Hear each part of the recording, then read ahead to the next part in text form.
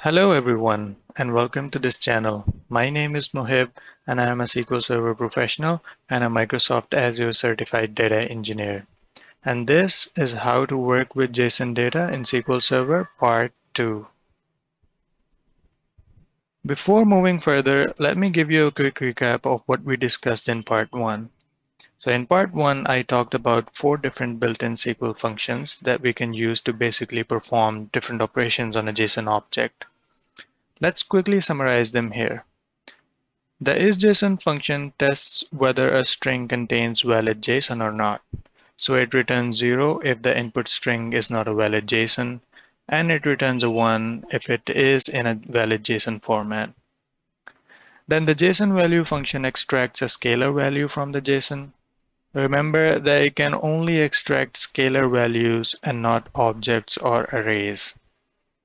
The JSON query function, on the other hand, extracts objects or arrays from a JSON, and you guessed it right, it cannot extract scalar values. Next is JSON_modify, which modifies, inserts, or deletes a value in a JSON string, and after performing the desired operation, it returns a modified JSON. So all 4 functions are scalar value functions, and they return just one value, be it a scalar value, an object, an array, or even a new modified JSON object. They return just a single value, which means that they can easily be used in different query clauses like select, group by, or order by clause. And they can also be used to perform calculations and aggregations over hundreds or thousands of rows of JSON data. So what are we going to discuss today? Today we are moving ahead and we are going to see how we can parse our JSON object and convert it in a tabular form. With the help of another built-in SQL Server function called OPENJSON, we can easily parse any JSON and convert it in a set of rows and columns. On top of that, we can also apply custom schema to different values that we extract out of our JSON with the help of an optional with clause. We will also see how we can format a query result set as a JSON object using the for JSON clause. With the help of this, we can fetch any number of rows and wrap them in a single JSON object. All right, enough talking. Let's jump to our SQL Server Management Studio and see everything in action. Okay, so I'm in my SQL Server Management Studio now, and let's start the demo. The first thing that we are going to discuss today is the OpenJSON function. It is a table valued function, and if we pass our JSON value as an argument, then it returns a set of rows and columns. So it's basically used to parsing our JSON object. So in this case, here we have defined our JSON object and assigned this JSON to a variable called JSON value, which we are then passing it in the OpenJSON function. And what it should return is the parse JSON. As you can see, it returned 3 columns, a key, value, and the type. So the key corresponds to the field inside the JSON, and the value is of course the value. And if it's a nested JSON, then it's not going to go into the nesting and parse different fields inside the nested object. It is only giving me the first level JSON values. But if we want to get the values inside a nested object, then we can optionally specify a path to this function, right? So in this case, I want the values of the geometry object.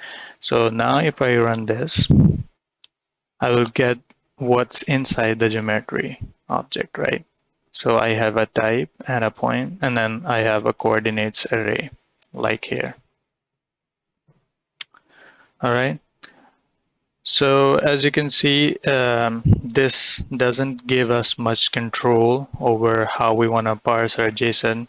So SQL Server gives us another option, that is with a with clause. And with the with clause, we can not only specify what we want to parse using the path, but we can also specify are column names and the data type of the column, right?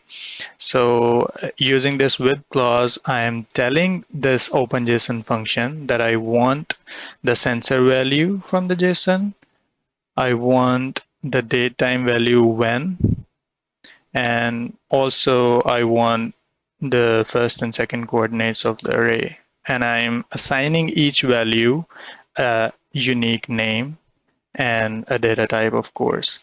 So now we have more control over how we want to parse our JSON and what we want to actually parse and what we don't want from the JSON, right? So if I run the whole thing now, as you can see, that it did exactly what we asked it to do, right? So we told it that we want 5 columns and we want these fields from the JSON as the values of these columns, right?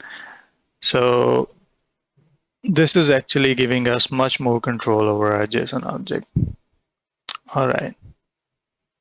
One last example of this OpenJSON is that we can actually use it, and we can also specify the root path using the with clause as well. So in this case, I want to see only what's inside my properties object. So I'll tell it that only look inside the properties object and look for these values and assign them these unique names.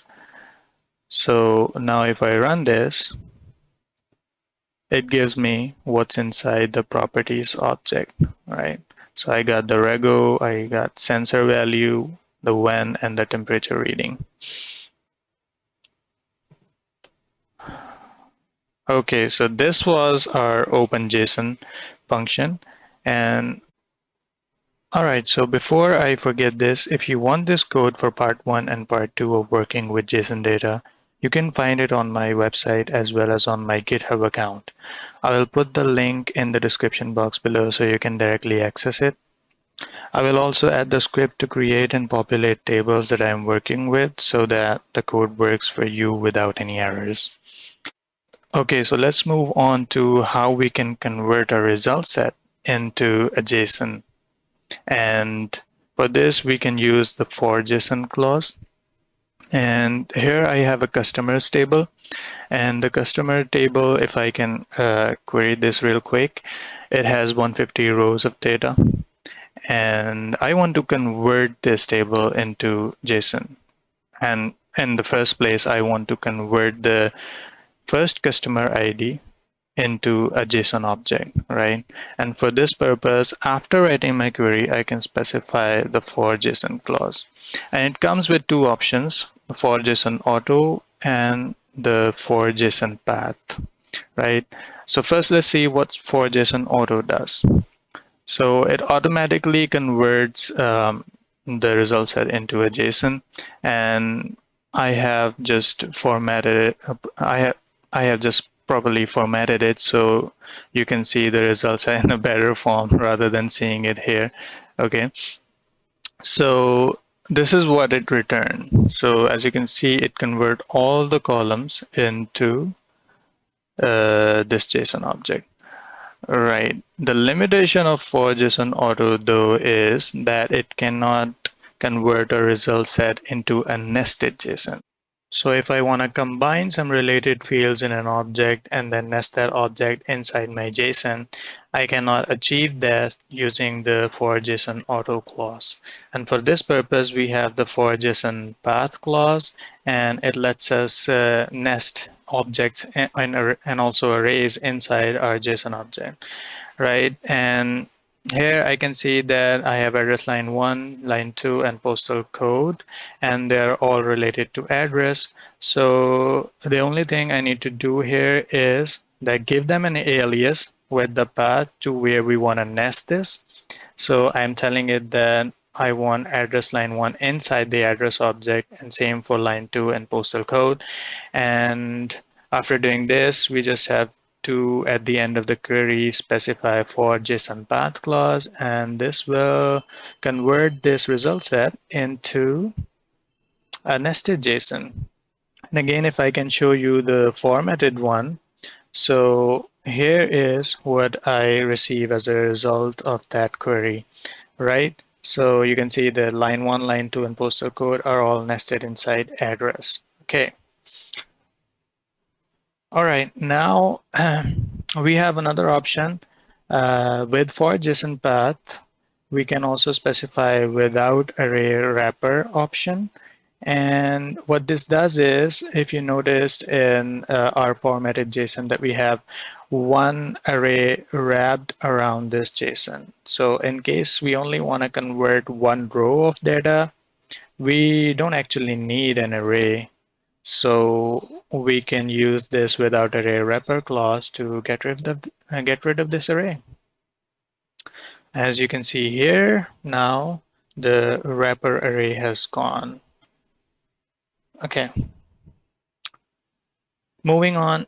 We have another option called root, and with this option we can specify the root field of the JSON. In this case, I want customer info to be the root of my JSON. And another change that I have made in this query is that I have modified my filter to include 2 rows. So now I have 2 rows and I want to convert these 2 rows into a JSON object and with a root of customer info. So if I run this, and again to show you the formatted result, I get this result, and this is my first row, and here's my second row, and the root is of course customer info. And now these 2 rows are wrapped around an array, and which makes it a valid JSON actually, because if we have 2 rows, then we cannot move along with a JSON object without a wrapper array, right?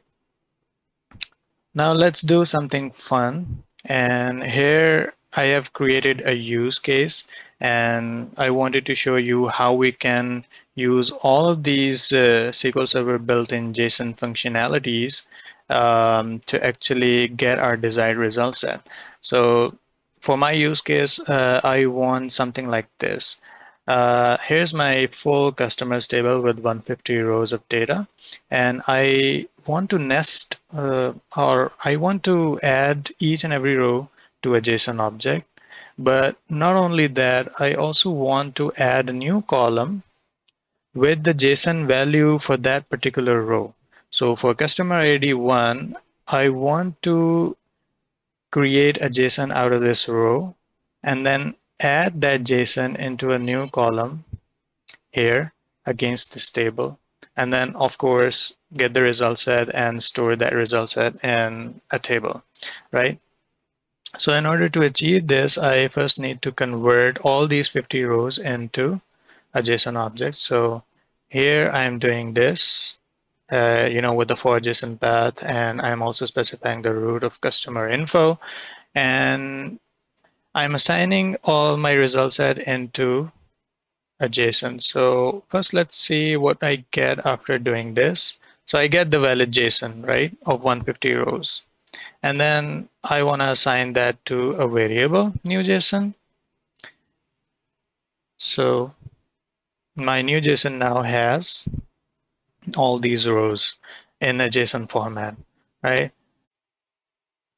Now my new JSON variable has a value similar to this. Like it has this JSON, but the only difference is that instead of 2 rows of data, it has now 150 rows of data inside the JSON. So if I want to parse each individual JSON out of my 150 combined JSON data, then I can use OPENJSON function to do that. Remember that OPENJSON parses the JSON objects and convert it into a set of rows and columns. So if I run this OPENJSON function, I can get each individual JSON representing each customer ID's data here. And the only thing that is remaining now is to assign each individual customer's JSON and add that as a new column in our original customers table.